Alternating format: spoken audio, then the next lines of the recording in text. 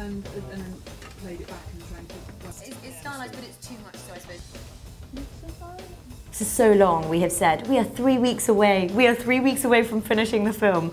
And finally I can say, we are weeks away, but I'd probably say it's more like 6. So we're now just finishing up the sound, which is all our music and our sound effects. You tend to accept as just part of cinema soundscape. Footsteps on roads, birds in trees, embers crackling. We're running 86 tracks, I believe. Because the film explores so much psychological territory. Sound has always had a very consistently high priority in our mindset.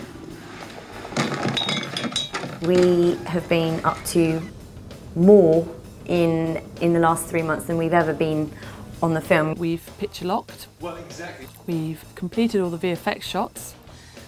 We've completed all the animation sequence, and we've done the majority of the grade. You kind of wake up in the morning and you're thinking, right, so I've got to get those 3 shots to the visual effects team. Oh gosh, I've got to get the sound notes to Chris because he needs those so he can give them to composer.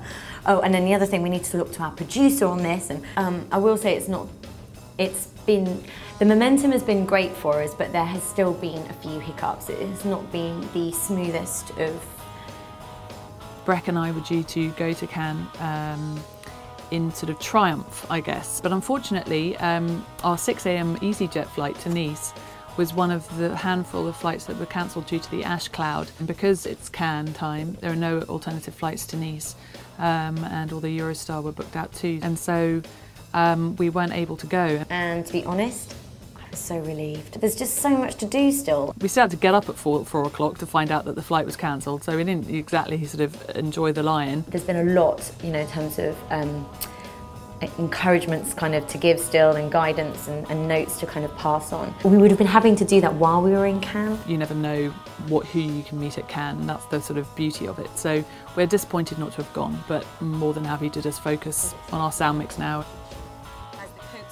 Unfortunately, we did still hit another obstacle. The music comes on right at the end. It's the cherry on the film, the cake of the film.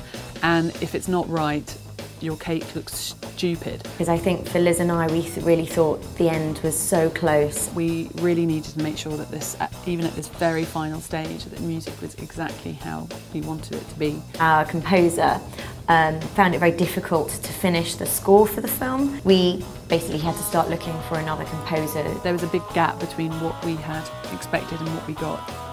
And we found that out really with very little time to spare. And again, you know, just saying that's all part of the experience, and yes, it's the first film and you do learn these things, but again, we keep saying, how many things like this can happen on your first film? It's just like, you know, and I keep thinking, oh, but you know, we can totally cope, we so can cope, we've been through so much, but